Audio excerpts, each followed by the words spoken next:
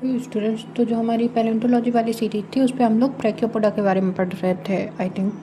सो ब्रैकियोपोड का हमने morphology, classification, ये आई होप करा दिया है। क्लासिफिकेशन में ने पूरा नहीं कराया था, आर्टिकुलेट और इनआर्टिकुलेट के बीच में डिफरेंस किया था कि क्या होता है।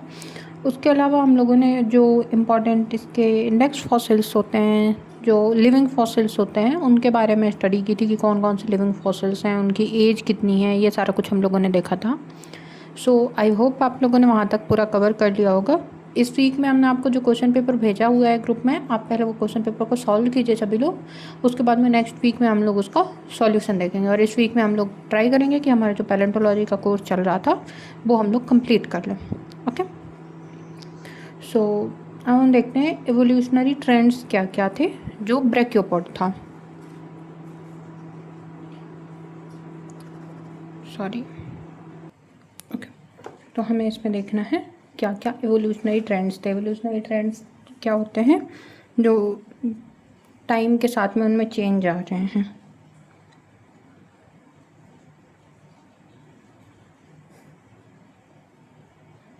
एवोल्यूशनरी चेंजेस, सो सबसे पहले क्या था, डेवलपमेंट ऑफ आर्टिकुलेशन।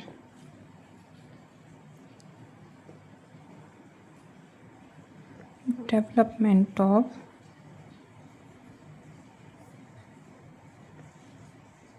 आर्टिकुलेशन, तो जो प्रिमिटिव फॉर्म्स थे उनमें क्या था, हिंज टीथ डेवलप ही नहीं हुए थे। जो हिंज टीथ एंड सॉकेट्स थे, जो आर्टिकुलेट थे, वो डेवलप नहीं हुए थे। जैसे जैसे उन्होंने एवोल्यूशन किया उसके बाद में उनमें आर्टिकुलेशन हुआ। तो जो पहले वाले फॉर्म थे वो कैसे थे, इनआर्टिकुलेट थे, और जो एडवांस फॉर्म डेवलप हुए उनमें टीथ और सॉकेट्स डेवलप हो गए, यानी कि आर्टिकुलेशन डेवलप हो गया। और उसके बाद के जो फॉर्म थे वो आर्टिकुलेट फॉर्म थे। तो इसको आप अपने अकॉर्डिंग लिख सकते हो कि primitive forms left hinge teeth and sockets and advanced form developed hinge teeth and sockets. So जो प्रीवियस फॉर्म थे वो कैसे थे, इनआर्टिकुलेटर थे, और जो लेटर फॉर्म थे वो आर्टिकुलेटर थे। नेक्स्ट इसमें जो हुआ वो था evolution of lophophore support.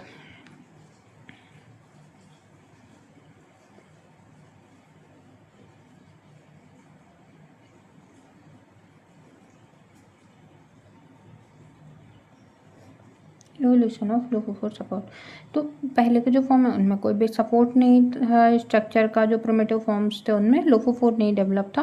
Progressively इनमें एक लूप डेवलप हुआ, स्पाइरल डेवलप हुआ, और जो कॉम्प्लेक्स ब्रैकियन थे, लेपिफोर थे, वो डेवलप हुए। तो लोफोफोर का डेवलपमेंट। नेक्स्ट है हमारा जो सेल स्पेशलाइजेशन है उसमें इंक्रीज हुआ। तो इंक्रीज इन सेल स्पेशलाइजेशन, पहले सिंपल सेल थे और जो सिंपल सेल थे वो फिर इन्वॉल्व हुए इनटू स्ट्रॉन्गली ऑर्नामेंटेड सेल्स में। ओके, और उनमें क्या, जो फोल्ड और सल्कस थे, फोल्ड और सल्कस हम लोग मॉर्फोलॉजी में डिस्कस किया। तो फोल्ड और सल्कस जो ये थे ये बाद में डेवलप हुए। पहले जो थे तो स्मूथ फॉर्म थे, ज़्यादा कोई ऑर्नामेंटेशन शो नहीं कर रहा था। नेक्स्ट है improve in feeding efficiency.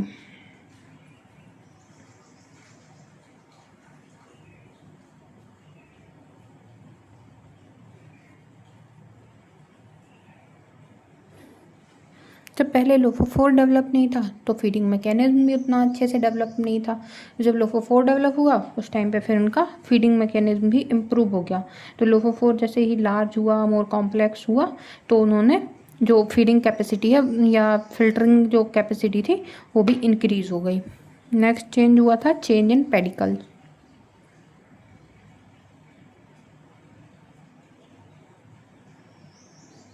Pedicle, तो पेडिकल कैसा हुआ, वेल डेवलप्ड हो गया। जो अर्ली फॉर्म्स थे उनमें पहले वेल डेवलप्ड था, और जैसे जैसे जो रिसेंट फॉर्म आते गए उनमें क्या हुआ, रिड्यूस हो गया या फिर एब्सेंट हो गया। जो सेवरल एडवांस ग्रुप हैं उनमें पेडिकल एब्सेंट मिलता है, बट जो ओल्डर फॉर्म है उनमें वेल डेवलप्ड पेडिकल मिलता है। तो ये सब में इंक्रीज हो रहा था, और पेडिकल में क्या हुआ, डिक्रीज हो करता है हमें। नेक्स्ट था इंक्रीज इन कैल्सिफिकेशन।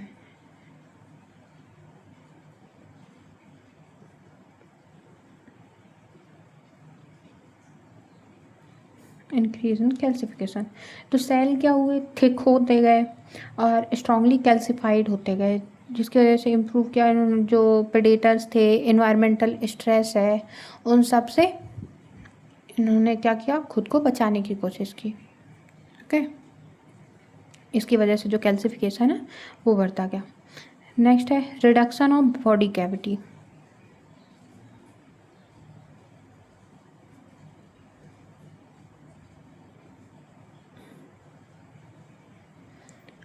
जो बॉडी कैविटी थी वो रिड्यूस क्यों हुई? देखो, जब बहुत सारे फॉर्म थे, किसके रिलेटिव में रिड्यूस होती, ये भी इम्पॉर्टेंट है हमारा। तो रिलेटिव हुई जो सेल की साइज है, क्योंकि सेल तो उतना ही था, पर जो इंटरनल पार्ट थे, सॉफ्ट ऑर्गन्स थे, वो क्या थे, उन कम थे, पहले कम वॉल्यूम को ऑक्यूपाई कर रहे थे। और जैसे जैसे लोफोफोर बड़ा हो गया, लोफोफोर में कॉम्प्लेक्सिटी आ गई, तो इन सब की वजह से क्या हुआ, जो कैविटी थी वो कम हो गई। तो जो सेल का साइज है उसके रिलेशन में बॉडी कैविटी कैसी हुई, रिड्यूस हो गई। और नेक्स्ट था इनका इकोलॉजिकल डाइवर्सिफिकेशन हो गया।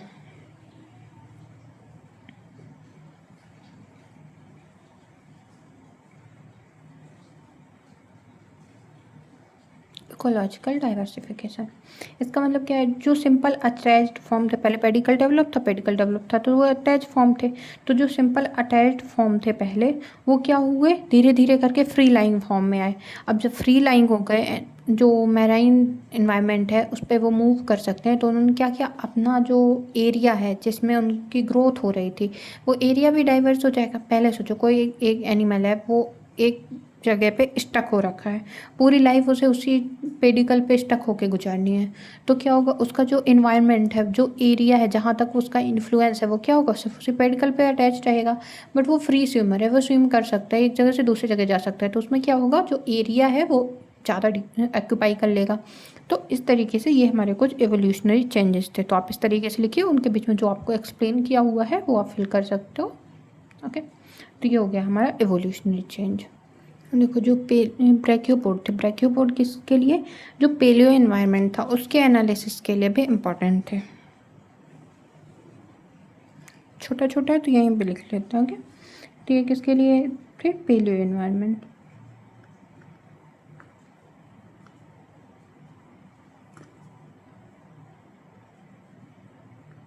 पेलियो एनवायरनमेंट एनालिसिस में क्यों थे, तो ब्रैकियोपोडा क्यों are useful in paleo environment analysis because they are common and are found in a great variety of their shallow marine sedimentary facies। मतलब जो ब्रैकियोपोड थे, एक तो ये अबंडेंस में मिल रहे थे, बहुत ज़्यादा मिल रहे थे, और दूसरा ये अलग अलग वेराइटी में मिल रहे थे, कि हमें कुछ शैलो मिल रहे हैं, कुछ डीप में मिल रहे हैं। तो वो अलग अलग इन्वायरमेंट, अलग अलग जो पेलियो इन्वायरमेंट था उनका, उसके बारे में वो बता सकते हैं।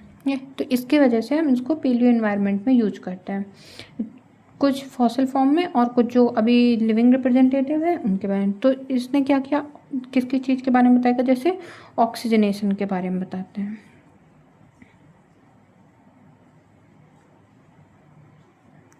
सॉरी, थोड़ा ज़्यादा कुछ हो गया, रुको।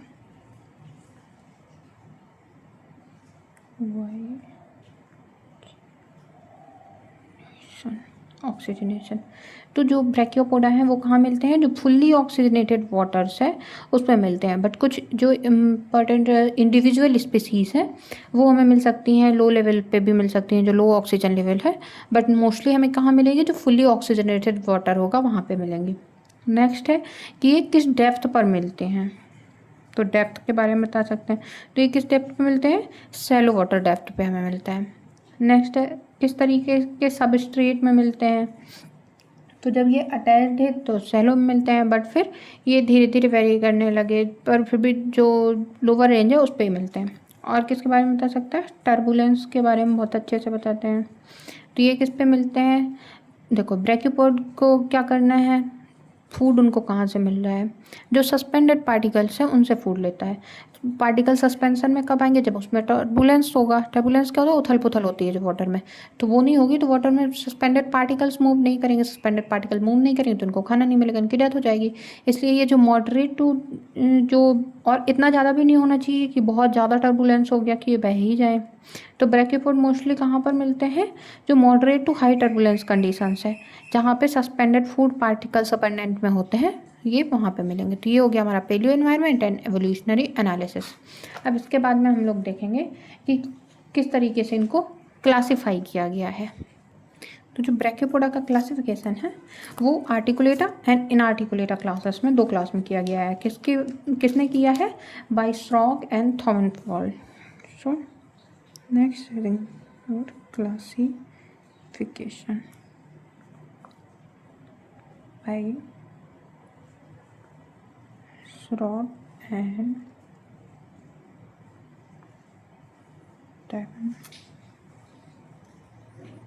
थॉमेनफॉल्ड। ठीक है, इन्होंने 2 क्लास में इनको क्लासिफाई किया। First one inarticulata class and second is your articulata class.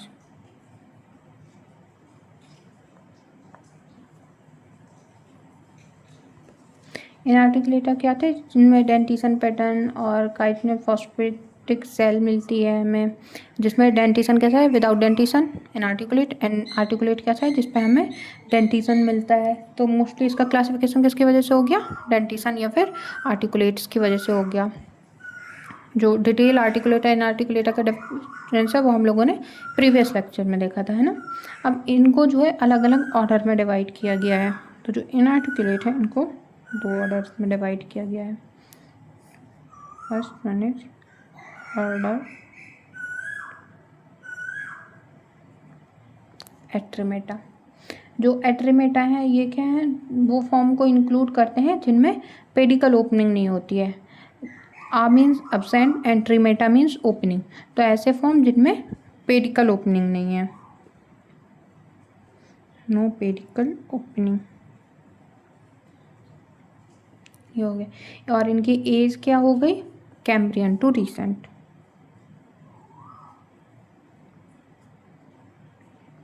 जो लिंगुला है लिविंग फॉसिल वो इसी ग्रुप में आता है।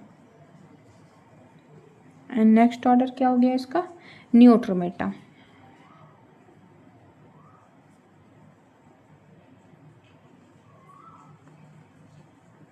नियोट्रोमेटा में क्या होगा? जो पेडिकल ओपनिंग है वो प्रेजेंट होगी only in younger form, younger stage में। क्यों? क्योंकि नियो का मतलब क्या है? यंगर है, उसी से इसका फॉर्म आया है। तो इस ऑर्डर में क्या होगा? पेडिकल ओपनिंग प्रेजेंट होगी जिसमें कि यंगर फॉर्म्स में। इसको कैसे लिख सकते हो? Neotremata includes all those forms in which the pedicle opening is present only in younger stage.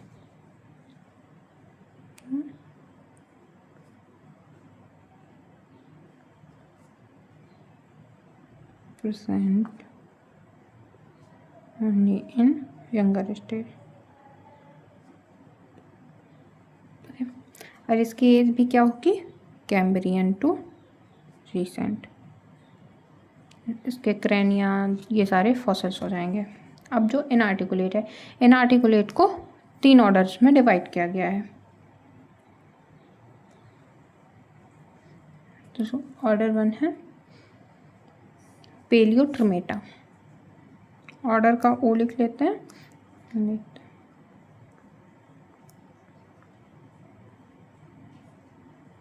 इसमें पेलियो से मतलब क्या हुआ? जो पेडिकल ओपनिंग है। तो इन अब देखो जो आर्टिकुलेट्स है इनमें मोस्टली में क्या होगा? पेडिकल ओपनिंग प्रेजेंट होगी। और इन आर्टिकुलेट में ही था जिसमें सिर्फ आर्ट्रिमेटा में वो प्रेजेंट नहीं थी और इसमें सिर्फ न्यू फॉर्म में प्रेजेंट थी। बट इसमें क्या होगा? हमें हर जगह मिल रही है। अब पेलियोट्रिमेटा में सिंपल क्या होगा? With pedicle opening.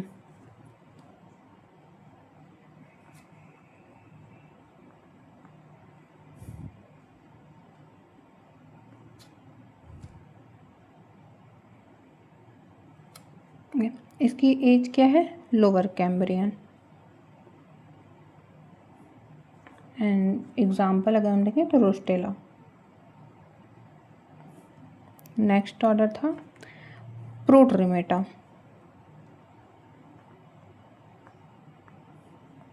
इसमें क्या है, highly modified pedicle opening present मिलेगी और जो ब्रैकियल स्केलेटन है वो भी थोड़ा मॉडिफाइड होगा। तो इसमें क्या है, पेडिकल ओपनिंग हाईली मॉडिफाइड।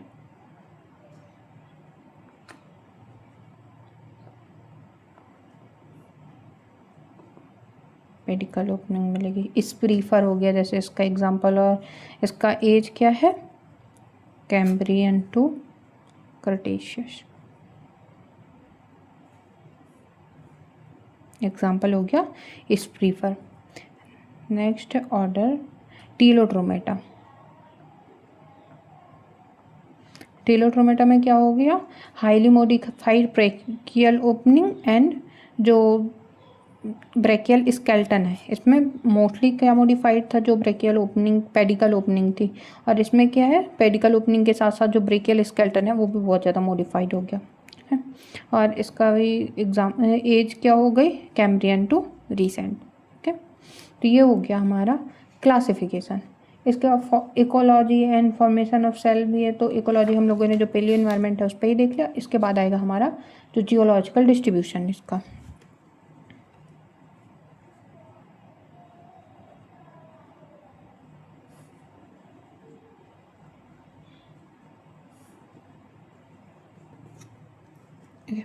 सो जियोलॉजिकल डिस्ट्रीब्यूशन में हम क्या लिखते हैं, किस तरीके की फॉर्म थी, किस रॉक में मिलती है। इंडिया में जो फॉर्म्स हैं, जो हमारे विंध्यन सुपर ग्रुप और ये सारे सुपर ग्रुप हैं, इनमें से किस एज में कौन से रॉक मिल रहे हैं, ये सारा कुछ हम देखते हैं।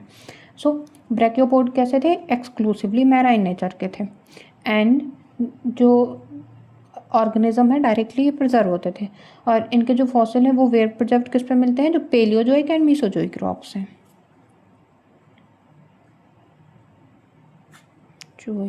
and in Mesozoic rocks, and they are कैसे थे, sessile, benthos, and large majority of them live between shoreline and 200 metre. Okay, और इनकी लाइफ स्टार्ट कब हुई, तो प्री कैम्ब्रियन में विद आर्ट्रिमेटा। जो सबसे ओल्डर फॉर्म है वो कौन से हैं, आर्ट्रिमेटा के फॉर्म थे, एंड पेलियोट्रिमेटा। आर्ट्रिमेटा एंड जो आर्टिकुलेटा फॉर्म हुए वो पेलियोट्रिमेटा। फिर उसके बाद में अलग से फॉर्म आने लगे जैसे नियोट्रोमेटा वगैरह हैं, ये सारे फॉर्म उसके बाद में डेवलप हुए। जो इंडियन फॉर्म्स हैं वो कौन कौन से थे, जैसे इंडियन फॉर्म था फर्मोरिया एंड ओबेलिया। ये कहाँ से मिले हैं, ये हमें विंध्यन सुपर ग्रुप से मिले हैं। कौन कौन से, फर्मोरिया एंड ओबेलिया, ये हमें मिलते हैं विंध्यन रॉक में।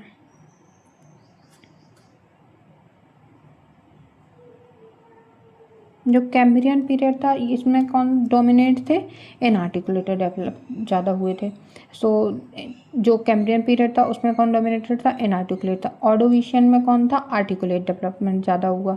आर्टिकुलेट, और आर्टिकुलेट में भी कौन सा, जो टिलियोट्रोमेटा फॉर्म था वो ज़्यादा डेवलप हुआ। इंडियन ऑर्डोविशियन जेनेरा क्या थे, जो एक्रोथोल थे, स्प्रीफर है, एट्रपा है, ये सारे के सारे डेवलप हो गए। तो देखो पीसी जैन सर की जो बुक है ना उस पर जियोलॉजिकल डिस्ट्रीब्यूशन बहुत अच्छे से दिया हुआ है और शॉर्ट में ही दिया हुआ है, तो आप उसे कर सकते हो। और उसके अलावा आपको क्या करना है, इसी तरीके सारे लिख लेंगे कि जुरासिक में कौन सा फॉर्म था, कौन सा इंडियन फॉर्म था। आपको इंडियन फॉर्म ज़्यादा याद रखने हैं कंपेयर टू जो बाकी एग्जाम्पल हैं। उसके बाद में आप लिखेंगे इंपॉर्टेंट फॉसिल्स जिनकी आपको एज ध्यान रखनी है, तो 5-6 फॉसिल याद कर लीजिएगा। तो इस तरीके से हमारा जो ब्रैकियोपोडा है का हमारा पूरा ख़त्म होता है। कुछ डोमिनेंट ब्रैकियोपोड असेंबलीज भी थे जो टाइम के साथ में थे, तो अगर आप चाहते हो तो याद रख सकते हो। जैसे लिंगोलॉइड था, लिंगोलॉइड हमारा कैम्ब्रियन में मिल रहा है, और जो डी सेप्ड थे, डी सेप्ड हमें ऑर्डोविशियन में मिलते हैं। इस तरीके से कुछ कुछ थे। सो नहीं होगा तो उनको हम ग्रुप में आपको भेज देते हैं। तो यहाँ से हमारा ब्रैकियोपोड कंप्लीट हो गया। इसके आगे हम लोग पढ़ेंगे जो हमारा लैमलिव्रैंकिया के फॉसिल थे, फाइलम मोलस्का को पढ़ते हैं। Okay, so thank you so much for watching this video lecture and very best for your examination.